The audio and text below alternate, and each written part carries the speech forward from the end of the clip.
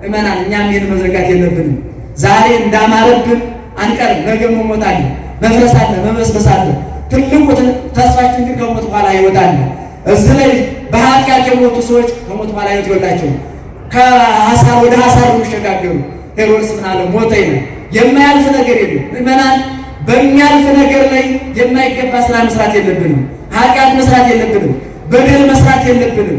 በሚያልፍ ነገር ላይ ሰውን ማሳደድ የለብንም። ሰውን ማንገላታት የለብንም። እግዚአብሔር የማይወደውን ነገር ማድረግ የለብንም።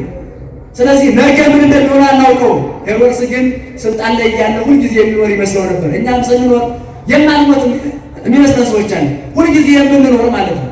ግን ወጥቶ መቅረት አለ፣ ንስሐ ሳይገቡ መሄድ አለ።